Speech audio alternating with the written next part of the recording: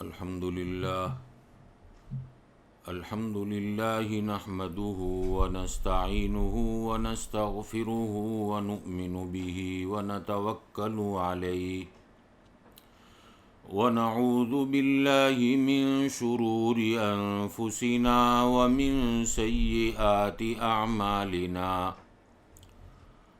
ونعوذ بالله من شرور أنفسنا ومن سيئات أعمالنا من يهده الله فلا مضل له ومن يضلله فلا هادي له ونشهد أن لا إله إلا الله وحده لا شريك له ونشهد أن سيدنا ونبينا ومولانا محمدا عبده ورسوله صلى الله تعالى عليه وعلى آله وأصحابه وبارك وسلم تسليما كثيرا كثيرا أما بعد أعوذ بالله من الشيطان الرجيم بسم الله الرحمن الرحيم لله ما في السماوات وما في الأرض وإن تبدوا ما في أنفسكم أو تخفوه يحاسبكم به الله فيغفر لمن يشاء ويعذب من يشاء والله على كل شيء قدير صدق اللہ العظیم۔ معزز علماء کرام اور محترم عزیز دوستوں اور بزرگوں، حق تبارک و تعالی نے پیارے آقا محمد الرسول اللہ صلی اللہ تعالی علیہ وسلم جو آخری نبی ہیں، آپ کے بعد کوئی نبی آنے والا نہیں، میرے نبی کا ساتھ دینے والے جو صحابہ کرام تھے ان کے بارے میں احادیث مبارکہ میں نبی کریم صلی اللہ تعالی علیہ وسلم فرماتے ہیں کہ ان کا مزاج ایسا تھا کہ دین کی بات سنتے تھے، بلا چون و چرا اس پر عمل کرنے کے لیے قدم اٹھاتے تھے، جس کو قرآن کریم میں اس طریقے سے بیان فرمایا، سمعنا و اطعنا، ہم نے سنا اور ہم نے اطاعت کی، فرما برداری کی۔ یہ صحابہ کرام کا مزاج تھا۔ کبھی یہ نہیں پوچھا کہ اس میں کیا حکمت ہے یا یہ کام مشکل ہے، کبھی جو ہے اس قسم کے سوالات نہیں کیے۔ ایک مرتبہ نبی کریم صلی اللہ تعالی علیہ وسلم کے پاس یہ لوگ تشریف لائے اور کہا، اللہ کے رسول صلی اللہ علیہ وسلم، قرآن کریم کے احکامات اور آپ کی بیان فرمودہ باتیں جس پر ہم عمل کیا کرتے تھے، اب جو ہے کچھ مشکل آیت کے ذریعے سے جو ہے لگتا ہے کہ اس پر ہم کس طرح سے عمل کریں گے، جو آیت میں نے تلاوت کی۔ اس کا جو ہے ترجمہ، اس کی تفصیل مبہم رکھی گئی صحابہ کرام کے ایمان کو آزمانے کے لیے۔ تو نبی کریم صلی اللہ تعالی علیہ وسلم کو چونکہ اس سلسلے میں کوئی وحی نہیں آئی، آپ نے فرمایا تم سے پہلی قومیں جو ہلاک ہوئی وہ زیادہ سوالات کرنے سے، اور ان کا جو ہے جواب یہ ہوتا تھا سمعنا وعصینا۔ صحابہ کرام رضوان اللہ تعالی علیہ مجمعین نے کہا کہ اللہ کے رسول صلی اللہ علیہ وسلم، ہم نے سنا، ہم اطاعت کریں گے۔ پھر رفتہ رفتہ دین کے اور ایمان کی کمزوری آتی گئی اور ہمارا مزاج یہ بن گیا کہ ہم جو ہے علماء کرام سے پوچھتے ہیں کہ اس میں کیا حکمت ہے، فلانی جو ہے بات بتلائی گئی سنت کے طور پر، اس میں کیا حکمت ہے، انگلیاں چاٹنے کا حکم دیا گیا کھانے کے بعد، اس کی کیا حکمت ہے، اور جو ہے کپڑے اس طریقے سے پہننے کے بتلائے گئے، اس میں کیا حکمت ہے، یہ ہمارے ایمان کی کمزوری کی علامت ہے۔ مومن تو وہی جواب دے گا جو صحابہ کرام نے جواب دیا کہ ہم نے سنا اور ہم اطاعت کریں گے، فرما برداری کریں گے۔ آج دنیاوی اعتبار سے اگر دیکھا جائے تو دنیا کے معاملوں میں کبھی ہم نے حکمت تلاش نہیں کی، اور نہ کبھی جو ہے اپنے والد محترم سے، اور نہ کبھی جو ہے اپنے شوہر سے، اور نہ کبھی اپنی بیوی سے ہم نے پوچھا کہ آج تم نے چنے کی دال بنائی، اس میں کیا حکمت ہے، آج تم نے کھچڑی بنائی، چاول کیوں نہیں بنائے، اس میں کیا حکمت ہے، روزانہ دسترخوان پر جو ہے سلاڈ ہوتا ہے ٹماٹے کا، آج ککڑی کا سلاڈ رکھا، اس میں کیا حکمت ہے۔ اسی طریقے سے کبھی جو ہے بیوی نے یہ نہیں پوچھا کہ روزانہ آپ جو ہے چائے کا تقاضا کرتے ہو، آج آپ نے ٹھنڈے کا تقاضا کیا، کیا حکمت ہے۔ باپ سے کبھی بیٹے نے یہ سوال نہیں کیا کہ ابا جان آپ نے صبح 10 بجے دکان کھولنے کا حکم دیا، اس میں کیا حکمت ہے۔ اور دکان پر بیٹھنے والا سیٹھ، اگر اس سے کوئی ملازم یہ سوال کرے کہ سیٹھ صاحب آپ روزانہ جو ہے چائے منگاتے ہیں، اس میں کیا حکمت ہے، آپ دکان صاف کرواتے ہیں، اس میں کیا حکمت ہے۔ اگر جو ہے ملازم اس طرح کا سوال کرے تو سیٹھ کہے گا کہ اب اس کا دماغ کام نہیں کرتا، یہ دماغ سے معذور ہو گیا، اب یہ دکان پر بیٹھنے کے لائق نہیں رہا۔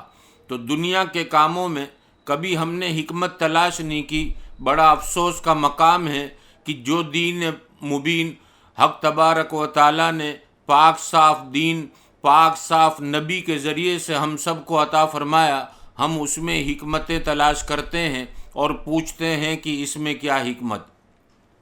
صحابہ کرام کے اندر ماننے کا جذبہ کتنا تھا۔ حضرت مستہ ابن اثاثہ رضی اللہ تعالیٰ عنہ جب ماں عائشہ پر تہمت لگی تو تہمت باندھنے والوں میں یہ بھی غلطی سے شامل ہو گئے، اور حضرت ابو بکر صدیق رضی اللہ تعالیٰ عنہ کے بہن کے یہ بیٹے ہوتے تھے۔ حضرت ابو بکر صدیق رضی اللہ تعالیٰ عنہ کو اللہ نے نوازا تھا، اور ان کے گھر کا خرچہ صدیق اکبر اٹھایا کرتے تھے، لیکن جب تہمت باندھی تو صدیق اکبر نے خرچہ بند نہیں کیا۔ اور جب ماں عائشہ کی براءت نازل ہوئی کہ ماں عائشہ اس معاملے سے بری، ماں عائشہ پاک صاف اور تہمت لگانے والے جھوٹے، اس وقت صدیق اکبر نے حضرت مستہ کے گھر کا خرچہ بند کر دیا۔ اور یہ گھر کا خرچہ اس لیے بند نہیں کیا کہ میری بیٹی پر تہمت لگی، بلکہ خرچہ اس لیے بند کیا کہ ازواج مطہرات میں سے ایک زوجہ طاہرہ پر تہمت بندھی، اس لیے جو ہے یہ خرچہ بند کیا۔ لیکن جب وہ آیت نازل ہوئی جو 18ویں پارے میں ہے، نبی کریم صلی اللہ تعالیٰ علیہ وسلم نے حضرت ابو بکر صدیق رضی اللہ تعالیٰ عنہ کو یہ آیت سنائی۔ صدیق اکبر نے کہا میں بھی اللہ سے معافی کا امیدوار ہوں، میں جو ہے حضرت مستہ کا خرچہ جو میں نے بند کیا تھا پھر سے شروع کرتا ہوں، اور جتنے دن اور جتنا وقت جو خرچے کے بغیر چلا گیا وہ خرچہ بھی میں ان کو پہنچاتا ہوں۔ تو یہ ماننے کا جذبہ تھا۔ آج ہمارے یہاں کام کرنے والی اگر کام کرنے کے لیے نہیں آئی، ہم نے اس کے ساتھ اچھا سلوک کیا، ہم نے صبح کا ناشتہ گرم گرم اس کو کھلایا، ہم نے اس کے وقت پر اس کو چائے دی، اور ہم نے ایک دن کہا کہ میری بہن میرے گھر کی صفائی کرنی ہے، اس نے جو ہے بہانہ بنا دیا، یا جو ہے حقیقت میں وہ بیمار تھی اور اس نے ہمارا گھر صاف نہیں کیا، تو اس کے جانے کے بعد ہم اپنے شوہر سے شکایت کرتی ہے کہ آج کے بعد میں اس کو جو ہے ناشتہ بھی نہیں دوں گی، اس کو چائے بھی نہیں دوں گی، اس کو بہت مستی آ گئی، میرے موقع پر یہ کام نہیں آئی، اب آج سے اس کو 10 روپے واپرنے کے دیتی تھی وہ بھی بند۔ تو یہ سب جو ہے صحابہ کرام کی زندگی کو دیکھ کر ہمیں سیکھنا ہے کہ میں جو کام کر رہی ہوں اللہ کے لیے کر رہی ہوں کہ میرا اللہ راضی ہو جائے، ایک غریب کا پیٹ بھرے گا، ایک غریب کا دل خوش ہوگا، میرا اللہ خوش ہو جائے گا۔ اسی طریقے سے ہمارا چھوٹا بھائی جو ہمارے ساتھ رہتا ہے، ایک موقع پر ہم نے اس کو کہہ دیا کہ آج افطاری کا سامان تم کو لانا ہے، اور بھائی نے جو ہے آخری وقت پر فون کر کر کہہ دیا کہ میں تھوڑا دور ہوں، بھائی جان آپ ہی افطاری کا انتظام کر لینا۔ اس وقت ہمارا غصہ جوش مارتا ہے اور ہم کہتے ہیں آج سے اس کو واپرنے کے پیسے جو دیتا تھا وہ بند، میری گاڑی استعمال کے لیے دیتا تھا وہ بھی بند۔ تو پتہ چلا کہ ہم جو کر رہے ہیں یہ لوگوں کے لیے کر رہے ہیں، اللہ کے لیے نہیں کرتے۔ اللہ کے لیے کرنا چاہیے۔ اللہ کی مخلوق پر اللہ نے رحم کھانے کا حکم دیا کہ زمین والوں پر رحم کرو، آسمان والا تمہارے اوپر رحم کرے گا۔ تو مجھے تو جو ہے میرے رب کے فرمان پر عمل کرنا ہے، رحم کرنا ہے، چاہے بیوی میرے سے کتنی ٹیڑھی چلے، میں اللہ کے لیے اس کے ساتھ حسن سلوک والا معاملہ کروں۔ شوہر چاہے مجھ سے جتنا منہ پھرائے، میں اللہ کو راضی کرنے کے لیے شوہر کی رضامندی تلاش کرتی رہوں۔ میرا جو ہے کام چاہے کوئی کرے نہ کرے، مجھے اللہ کے لیے کام کرنا ہے، اور ہماری سوچ یہ بن جائے کہ چاہے کوئی میرے ساتھ بھلائی والا سلوک کرے نہ کرے، مجھے تو اس کے ساتھ بھلائی والا سلوک کرنا ہے، حتیٰ کہ جانوروں کے ساتھ بھی مجھے بھلائی والا معاملہ کرنا ہے۔ ہم جو ہے اپنے بڑوں کی تاریخ اٹھا کر دیکھیں کہ انہوں نے جو ہے جانوروں پر بھی رحم کھایا ہے۔ ایک اللہ والے وضو کرنے کے لیے بیٹھے اور دیکھا کہ نیچے جو ہے کیڑیوں کی لائن چل رہی ہے، تو اس جگہ سے اٹھے اور دوسری جگہ چلے گئے جہاں جو ہے کیڑیاں نہیں تھی، آپ نے وہاں بیٹھ کر وضو کیا۔ کسی نے پوچھا کہ حضرت کیا ہو گیا، وہاں اسے وضو کرتے کرتے آپ اٹھ گئے؟ فرمایا اللہ کی مخلوق وہاں چل رہی تھی، گوارا نہیں کیا دل نے کہ میرے پانی کے اندر یہ سب کے سب بہہ جاتی اور بیچاری جو ہے مر جاتی، اس لیے جو ہے میں دوسری جگہ چلا گیا۔ تو یہ جو ہے ہمارے بزرگوں کے اندر بھی یہ چیز ملتی ہے کہ کتنا رحم کا جذبہ تھا، کتنا رحم کا مادہ تھا۔ آج ہمارے اندر سے رحم ختم ہو گیا۔ رمضان المبارک جیسا مہینہ چل رہا ہے، ہمارے پڑوس میں رہنے والے کو اگر ہمارے یہاں افطاری کا سامان زیادہ ہے، ہم تھوڑا جو ہے کھانے سے پہلے ان کے دسترخوان بھی بھر جائے، تھوڑا ہم نے بھجیے بنائے، سموسے بنائے، ہم نے پڑوس میں بھیجا، اور پڑوس والے نے جواب میں ہم کو کچھ بھی نہیں بھیجا، تو ہم یہ کہتے ہیں کہ اب دوسری مرتبہ اس کو نہیں بھیجنا، یہ تو کھا کے بیٹھ گیا، بدلے میں نہیں آیا۔ ہم جو ہے افطاری کے لیے وہیں بھیجتے ہیں جہاں سے بدلے میں ہم کو کچھ آتا ہے۔ اگر کوئی بھیجتا ہے تو ہم بھیجتے ہیں، اور کوئی نہیں بھیجتا تو ہم نہیں بھیجتے۔ یہ جو ہے مومن کا کام نہیں۔ مومن کا کام تو یہ ہے کہ کوئی میرے ساتھ جیسا بھی سلوک کرے، مجھے اللہ کے لیے اس کے ساتھ بھلائی والا معاملہ کرنا ہے۔ اسی طریقے سے آج ہمارے گھروں میں جو بیچاری کام کرنے کے لیے آتی ہے، وہ بھی کچھ نہ کچھ مجبوری کے درجے میں ہمارے گھر پر آتی ہے، ہمارے برتنوں کو دھوتی ہے، ہمارے کپڑوں کو صاف کرتی ہے، ہمارے گھروں میں جھاڑو اور پوچھا دیتی ہے۔ اس کو کوئی نہ کوئی مجبوری، اس کے بچوں کا پیٹ بھرنا، اس کے بچوں کی جو ہے اسکول کی فیس بھرنا، مدرسے کی فیس بھرنا، نہ معلوم کون سی مجبوری اس کو گھر سے نکال کر ہمارے گھر پر مزدوری کے لیے لاتی ہے۔ ہمارا کام تو یہ ہے کہ مہینہ ختم ہونے سے پہلے اس کی مزدوری اس کے ہاتھ میں دے دی جائے۔ اس کے بجائے جب دینداری نہیں ہوتی، ایمان کمزور ہوتا ہے، تو ہم یہ سوچتے ہیں کہ آنے والے مہینے میں اگر نہیں آئی تو میں کیا کروں گی، اس کا تھوڑا پگار باقی رکھوں تاکہ یہ آنے والے مہینے میں بھی آ جائے۔ کسی کو ہم زکوٰۃ کی لالچ دے دیتے ہیں کہ ہم جو ہے زکوٰۃ دیں گے، تم جو ہے میرے گھر کا کام کبھی مت چھوڑنا۔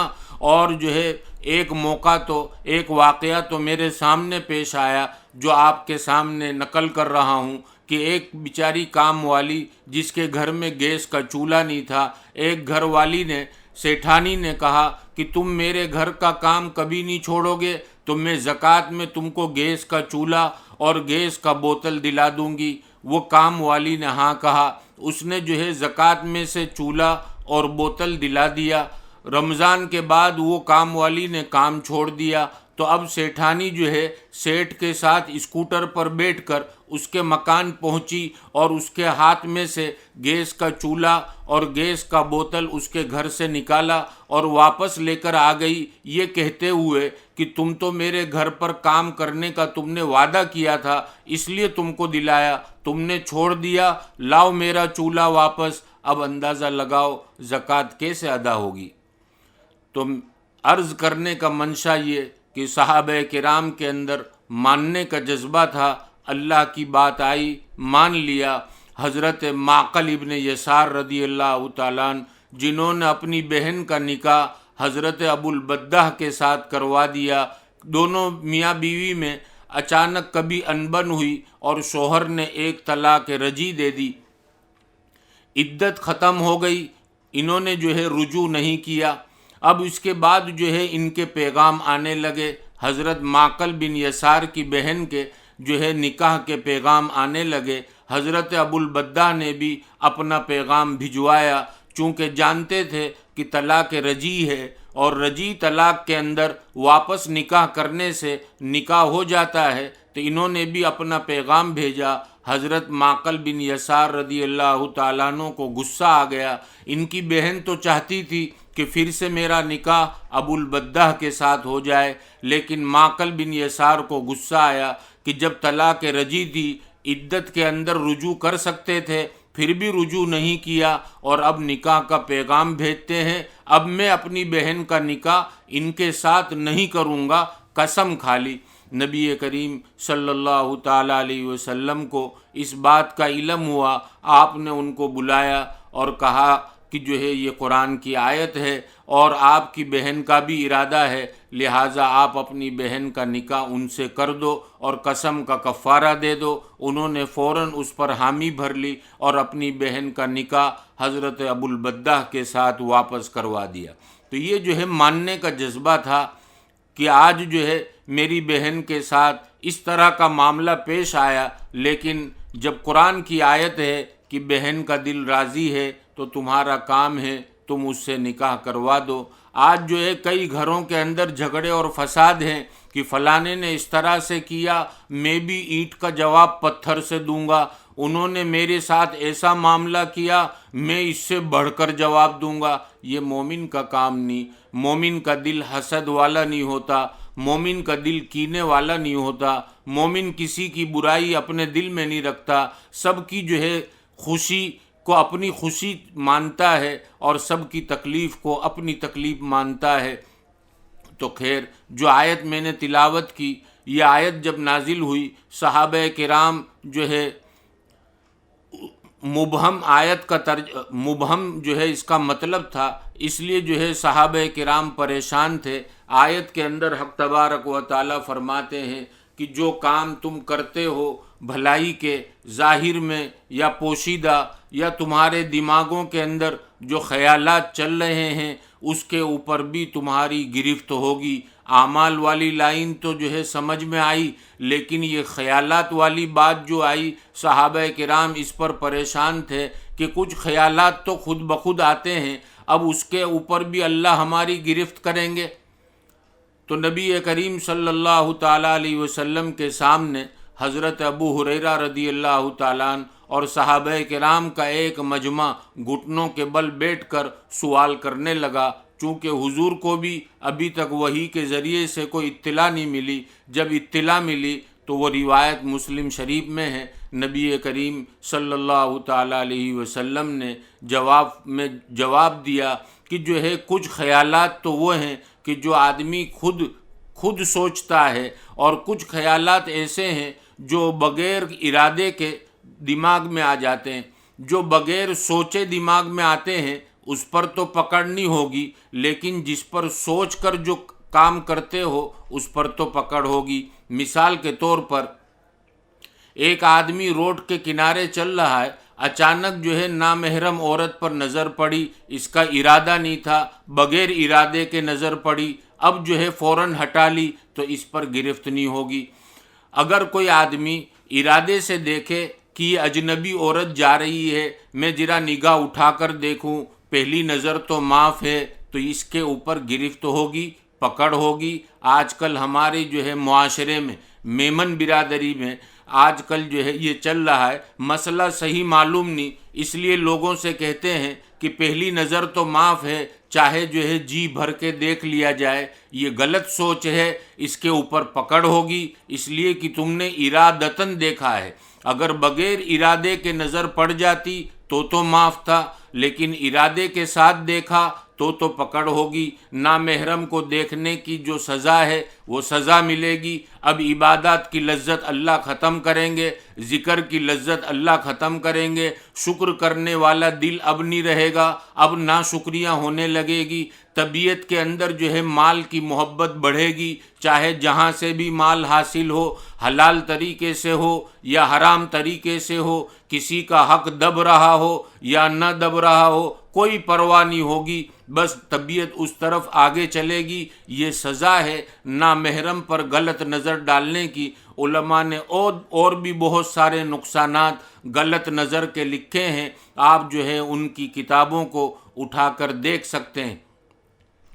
تو قصداً، ارادتاً اگر کوئی آدمی اپنی سوچ بناتا ہے گناہ کی تو اس پر گرفت ہے، اور اگر بغیر جو ہے ارادے کے کوئی باتیں ذہن میں آ گئی تو اس پر جو ہے پکڑنی ہوگی۔ اگلی قوموں کے اوپر تو اللہ نے اتنی خطرناک پکڑ رکھی تھی، جیسا کہ جو ہے کتابوں کے اندر احادیث مبارکہ میں آتا ہے کہ جو ہے بنی اسرائیل غالباً اگر وہ ان کا بدن پر کوئی ناپاکی لگ جاتی، بدن پر کپڑے پر جو ہے ناپاکی لگ جاتی، تو ہماری شریعت میں تو یہ ہے کہ دھونے سے 3 مرتبہ دھونے سے کپڑا جو ہے پاک ہو جائے گا، لیکن ان کی شریعت میں جتنی جگہ پر ناپاکی لگی ہوتی اتنا کپڑا کاٹنے کے بعد ہی پاک ہوتا۔ دوسرا جو ہے اگلی قوموں کے اندر یہ بھی تھا کہ جب ان سے کوئی گناہ ہو جاتا تو توبہ کے ذریعے سے گناہ معاف نہیں ہوتا، بلکہ ان کو اپنے آپ کو ہلاک کرنا پڑتا تھا۔ ہمارے لیے شریعت میں آسانیاں آ گئی، غلطی ہو گئی، گناہ ہو گیا، توبہ کر لو، سچی اور پکی توبہ سے اللہ تمہارے گناہوں کو معاف کر دے گا۔ تو پھر جو ہے میرے عزیز دوستوں اور بزرگوں، ہم کس کا انتظار کرتے ہیں؟ ہم کس کے لیے جو ہے قدم پیچھے ہٹائے ہوئے ہیں؟ میرا مالک اور میرا رحمان، میرا رب تو یہ کہے کہ وہ میرے بندے تجھ سے غلطی ہو گئی، معافی مانگ لے۔ التائب من الذنب کمن لا ذنب لہ، حدیث میں فرمایا کہ توبہ کرنے والا اپنی گناہ سے ایسا ہے جیسا کہ اس نے کوئی گناہ ہی نہیں کیا۔ ہم سے غیبت ہو رہی ہے، چغلیاں ہو رہی ہے، کسی کے بارے میں بدگمانیاں ہو رہی ہے، ہمیں چاہیے کہ حقوق العباد کا معاملہ جب تک بندہ معاف نہیں کرتا اللہ بھی معاف نہیں کرتا۔ یہ ماہ مبارک میں ہم فون کے ذریعے سے ان سے معافی مانگ لے، اور اس کا آسان راستہ یہ ہے کہ جیسا کہ آج کل ہم یہ کہتے ہیں بولا چالا معاف کرنا، اس کے اندر جو ہے سب کچھ آ گیا۔ اس طرح کی جو ہے معافی مانگ لے، جس کی ہم نے جو ہے غلطی کی ہے اس سے معافی مانگ لے، اور اللہ کے حقوق کو جو ضائع کیا ہے وہ اللہ سے معافی مانگ لے۔ اللہ جو ہے توبہ کرنے والے کی توبہ کو قبول کرتے ہیں۔